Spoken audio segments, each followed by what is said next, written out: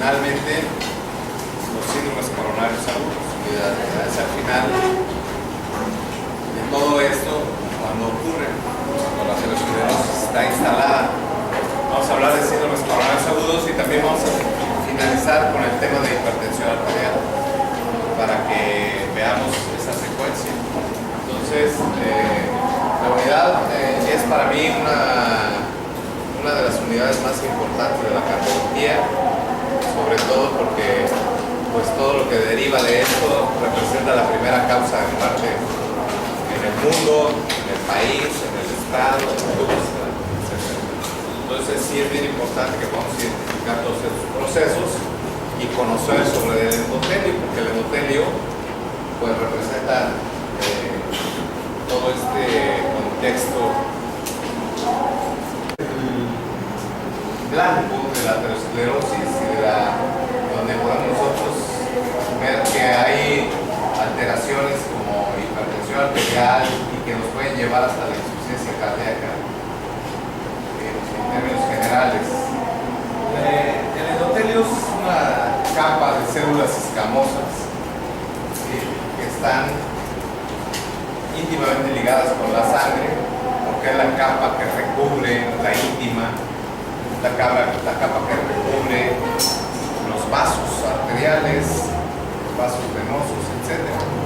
Es un órgano muy importante en nuestra economía, aunque no existe anatómicamente una formación, pero sí es una capa que si nosotros la extendemos podemos cubrir, por ejemplo, el Estadio Azteca con el endotelio de una persona. De tal forma que son células escamosas y que tienen un espacio subendotelial que es muy importante reconocerlo y conocerlo. Están apoyadas en una lámina basal y hay una capa elástica, ¿sí?, interna, y luego viene la capa media.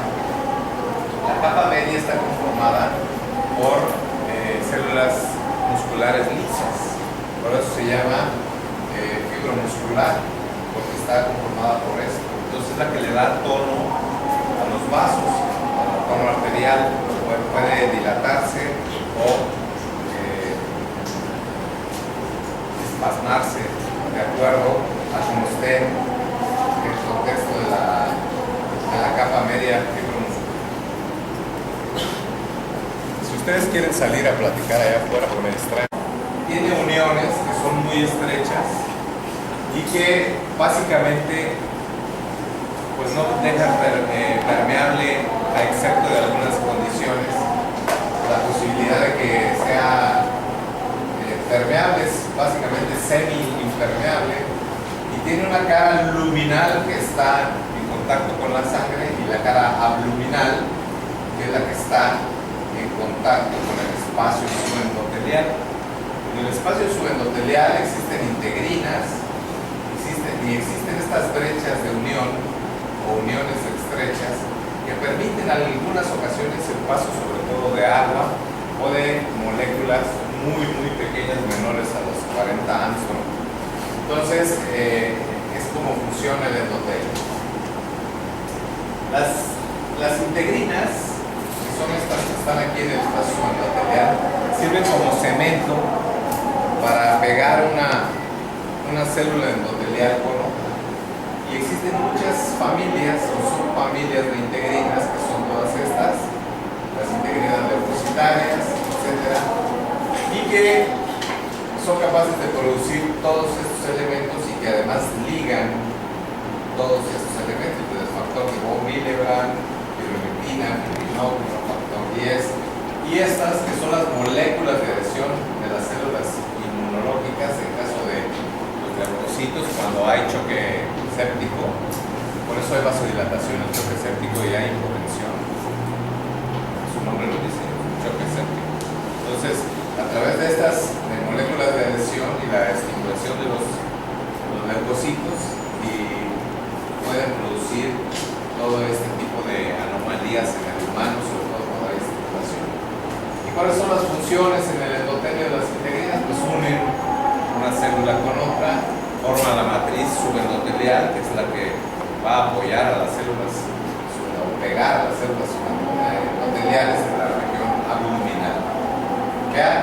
Estas moléculas también pueden adherir a monocitos. Cuando hay procesos inflamatorios, son las que hacen que los monocitos se peguen a la pared, que generalmente pues, es una pared donde recorre las células sanguíneas de manera constante.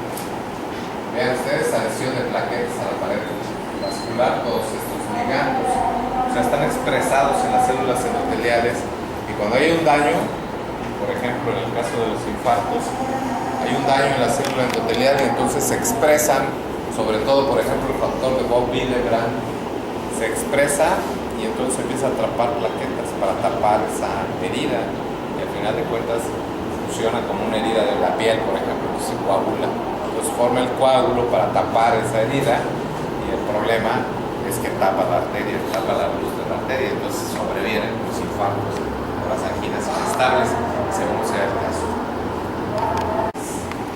Molécula de adhesión a las células inflamatorias, lo que hacen es participan como cemento, como ya lo había dicho. El BICAM, que es molécula de adhesión de las células vasculares, predominantemente de producción endotelial y adherencia y movilización de monocitos. Esto es muy importante para el proceso inflamatorio de los esclerosos, como ya lo veremos más adelante. Y esta es molécula de adhesión de las células plaquetarias, y lo que hace es unir a las plaquetas mediante la migración de los monocitos. Las células endoteliales están ligadas también por filamentos de actina, carnina y catenina. Todos estos van fijados, y es lo que hacen las uniones adherentes o las uniones gases. Y así es como actúan. Son señalizaciones a través de la membrana, que son heterodímeros algunos y unos son dímeros. O sea, los dímeros tienen igual composición, los heterodímeros son de diferente composición. Y entonces mandan la información hacia la célula endotelial, al núcleo, hacia el interior de la célula endotelial, y la célula endotelial puede reorganizar su citoesqueleto, ¿sí? Puede producir migración celular, ¿sí? O bien puede producir expresión genética, apoptosis, proliferación, es decir, proliferar más, activación de receptores y secreción de algunas moléculas. Entonces todo lo hace a través de la información que generan estos ligandos. ¿Cuáles ligandos? Pues acabamos de decir, el BICAM, el PCAM, ¿okay? ¿Cuáles son las funciones del endotelio? Pues el endotelio pues, tiene la principal función que sea hemocompatible, que la sangre circule sin ningún problema, porque si no, pues iríamos coagulados, ¿no? Algunos se coagulan en clase, pero no quiere decir que su endotelio esté mal. ¿Sí? Hay impermeabilidad selectiva al tránsito de moléculas. Regula el tono vascular. ¿Cómo lo regula? A través de la secreción de óxido nítrico, por ejemplo. Ustedes saben que el óxido nítrico es un vasodilatador por excelencia, es un relajador de la célula muscular lisa por excelencia. Entonces, cuando hay mucha producción de óxido nítrico, las células musculares lisas se relajan, y eso disminuye el tono vascular. La regulación del crecimiento celular y matriz, propiedades antiadherentes de las células sanguíneas también, y la regulación homeostática trombótica, es decir, va a regular, en un momento dado se requiere trombosis, pues producirá trombosis, que eso es el menor de las veces, ¿no? Pero cuando está en condiciones fisiológicas, pues evita que exista la trombosis. ¿Qué otras cosas? Puede modificar las lipoproteínas. ¿A cuáles se refieren? Al colesterol LDL, al colesterol HDL, al colesterol total en general, triglicéridos.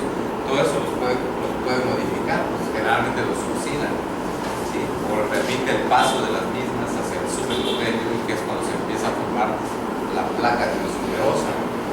Puede regular reacciones inflamatorias e inmunes, como lo veremos más adelante. Es fuente y blanco de hormonas. Las mujeres están protegidas de los estrógenos hasta que llega la menopausia. Por eso la incidencia de enfermedad cardiovascular en la mujer llega alrededor de los 50 años, cuando una década antes empiezan los hombres.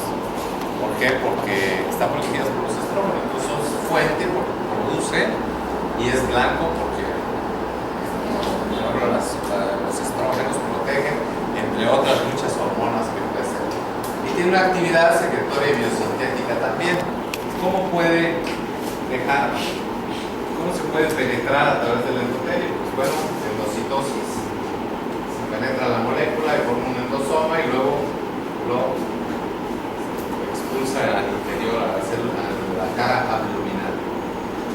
¿Sí? Eso es la endocitosis transcriptocítica, ¿sí? Que va también llevando una molécula hacia otra. Y otra también es que forma con varios endosomas, forma un canal que puede permitir el paso sobre todo de agua y de sólidos.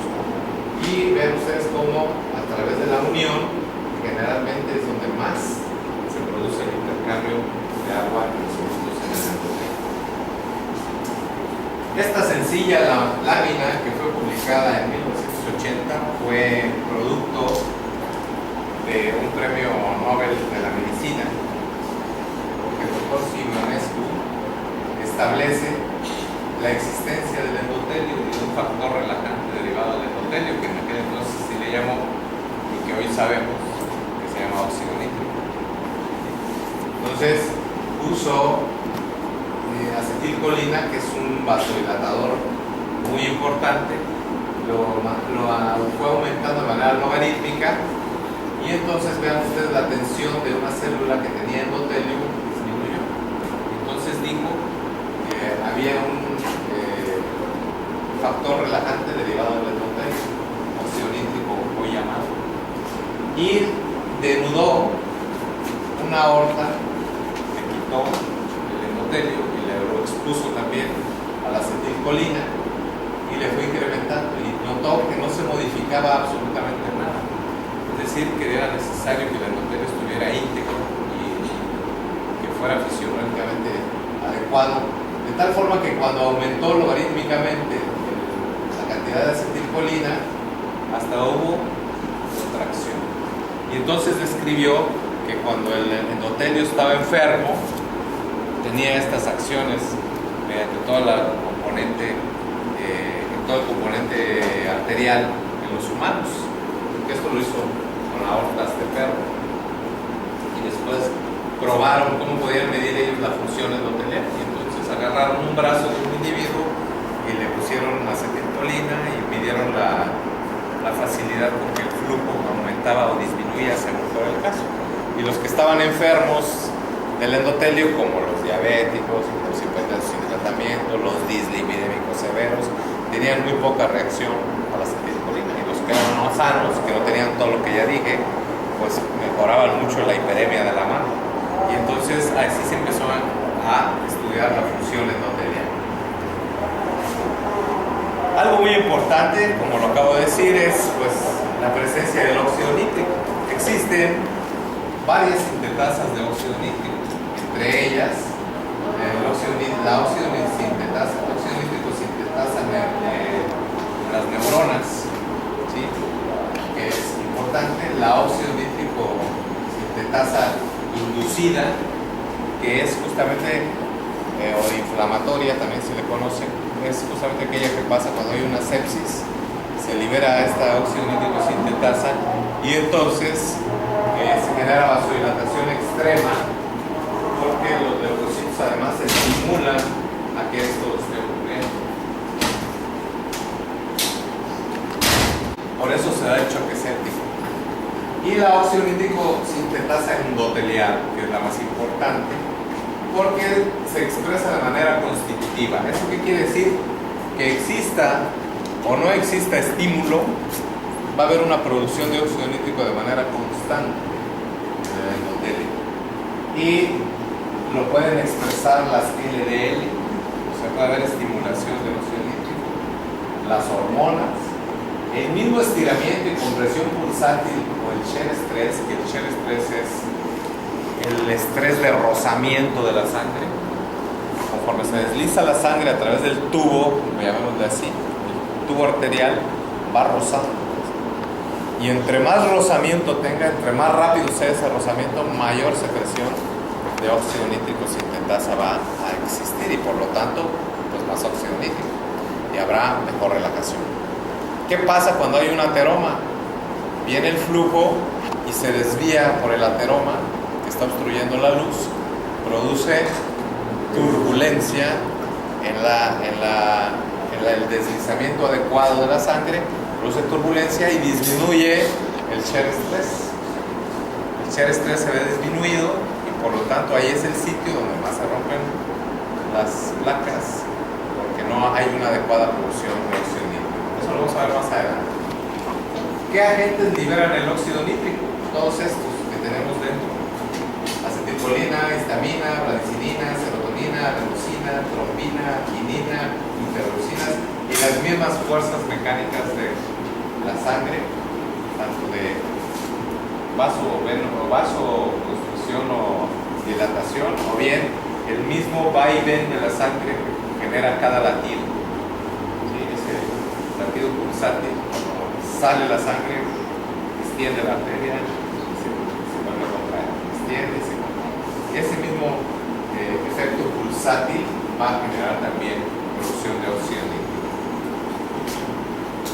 ¿Cómo se produce el óxido nítrico? Bueno, cualquiera de los agonistas que vimos aquí, incluyendo las fuerzas mecánicas, producen estimulación de la proteína G a través de la fosfolipasa y producen 3-fosfoinositol y 4-fosfoinositol que se acumula.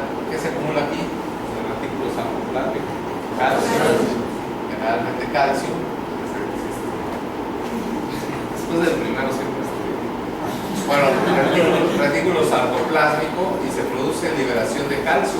Aparte, cuando se tetrafosforila el inositol, produce apertura de los canales de calcio. Por lo tanto, entrará más calcio y se forma este complejo que se llama calmodulina.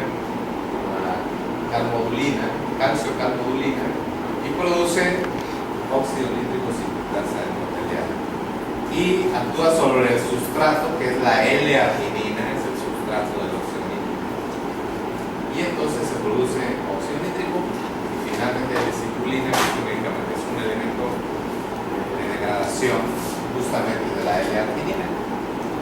Pero así es como se produce el óxido nítrico.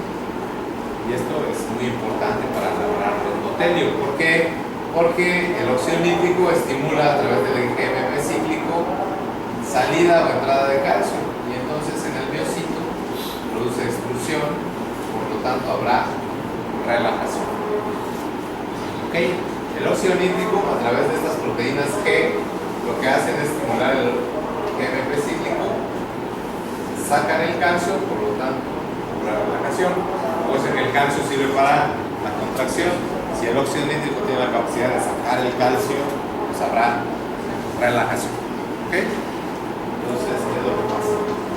Entonces, de ahí derivan todos los factores benéficos del óxido nítrico. ¿Sí?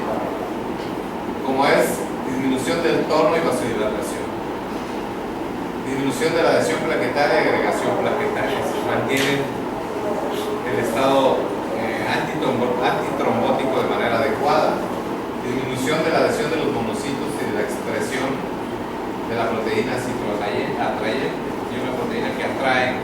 ¿Cuál es? El BCAM, que acabamos de decir, BCAM, la molécula de adhesión de las células vasculares, disminuye la expresión de la inmunoglobulina. Entonces es muy importante el óxido nítrico. Hace todos los elementos favorables como la disminución de la capacidad de migración y proliferación de los miocitos. Ahorita cuando veamos aterosclerosis, ustedes van a entender qué pasa con esto. Aumenta la relajación y los llenados ventriculares y flujo coronario. Disminuye la fuerza contráctil ventricular y consumo de oxígeno. La limitación contra la reguladora del efecto inotrópico positivo de la estimulación adrenérgica. O sea que tiene factores muy importantes. Ustedes saben que la adrenalina en el organismo de manera elevada y persistente puede producir daño miocárdico intrínseco, ¿no? ¿Okay? Entonces, Pues todo lo hace a través de canales de calcio, potasio, hiperpolariza, entrada de calcio, aumento del calcio, aumento de la óxido nítrico sintetasa a través del complejo calmodulina-calcio, y entonces se eleva el óxido nítrico. Para dejar más en claro el shear stress, que es muy importante el rozamiento para entender todo el proceso de la aterosclerosis. Esta clase, aunque les parezca aburrida, es la base de todo lo que más vamos a ver, y además es el mecanismo a través del cual los hace diferentes a ustedes, porque ustedes van a saber, los otros solo podrán decir que hay placas que se rompen, pero esto es el proceso por el cual pasan todos estos elementos. Y entonces, bajo estas fórmulas se calcula el estrés. El estrés de rozamiento es aquel que produce las células al rozar el endotelio de manera continua. Ahora, la ley de Laplace está aquí, que les dije que íbamos a ver con cada patología, con cada elemento. Ocurre cuando el estrés es perpendicular. Si la fuerza que quiere separar la sangre, cuando viene el latido, trata de separar en todos los sentidos a la arteria, y entonces produce estrés, que es un estrés perpendicular, y para esto aplica la ley de Laplace. Ustedes ya la saben, que es la presión por el radio sobre 2 veces su presión. Por eso las arterias también tienden a engrosar cuando tienen mucho estrés. En caso, por ejemplo, de hipertensión arterial, pues tienen una presión perpendicular muy grande, trata de separar porque la presión está muy elevada, y entonces, pues, ¿qué hacen? Hay un engrosamiento. ¿A base de qué? A base de las células musculares lisas que migran al subendotelio. De la capa media, que es donde deben de estar, se producen células musculares lisas, chafas. Se llaman células mioíntimas. Y esas células mioíntimas, a través de la estimulación, viajan hacia el subendotelio. Ahí por eso hablábamos de la migración. Migran hacia el espacio subendotelial. Y después esas células mioíntimas mueren, porque están en apoptosis. Mueren y secretan una serie de enzimas que son capaces de romper el endotelio. Y ahí es donde viene la problemática de los síndromes coronarios agudos, los eventos vasculares cerebrales, etc. Entonces, esto es algo muy importante. ¿Dónde se dan los elementos? Cuando el shear stress es continuo y aumentado, pues va muy bien toda la cosa. Pero cuando hay desacomodo del endotelio, produce turbulencia y entonces el shear stress disminuye. Y vean ustedes el estrés de rozamiento y la expresión de genes. Cuando el shear stress es alto, es decir, que todo va bien, entonces, ¿qué estresa? Puras cosas buenas. PGI2, óxido nítrico sintetasa. Cuando el shear stress es bajo, ¿qué expresa? Endotelina 1, que es un potente vasoconstrictor. Entonces, puras cosas malas. Además, cuando el estrés es alto, produce factores de crecimiento derivado de los fibroblastos que ayudan a mantener firme el espacio subendotelial. O sea, lo hacen rígido y duro para evitar que se rompa. ¿Okay? Entonces, eso es muy importante. ¿Qué pasa cuando el shear stress es bajo? Se produce trombomodulina. ¿Qué pasa? Expresa moléculas de adhesión, atrapa lipoproteínas, atrapa monocitos, células T, y como verán más adelante, pues eso es la base de la aterosclerosis. La aterosclerosis es un proceso inflamatorio crónico que se agudiza de pronto, ¿de acuerdo? Y aquí está la explicación. Vean ustedes cómo en las curvas externas de los vasos, la curva externa es como un tobogán. Tú vas por el lado externo, pues el rozamiento es muy importante por la misma fuerza que trae la sangre, la gravedad. Y entonces se expresan aquí una serie de factores fibroblásticos, como ya lo dije, y entonces hacen dura esta zona, la hacen dura y evitan que se rompa, la hacen consistente. En cambio, la curva interna, al dar la curva, las células sanguíneas tienden a ir hacia la entonces producen turbulencia. Y estos son los sitios preferidos donde se rompe la placa, porque el estrés de rozamiento es muy bajo y ahí en esas células va a expresar todo lo que dijimos, endotelina, trombomodulina y una serie de factores que nos ayudan a que exista crecimiento mioíntimo de las células mioíntimas, las células chafas, y que se produzca ruptura del endotelio. Lo mismo pasa en la placa aterosclerótica. La placa aterosclerótica, la sangre viene bien por esta zona, pasa muy bien aquí, aquí hace la turbulencia, y las zonas que más se rompen son la porción distal o el hombro distal de la placa. Ahí es donde más se rompe. ¿Por qué? Porque ahí es donde está la turbulencia y el shear stress está disminuido. ¿Ok? Muy bien. Vamos a parar aquí.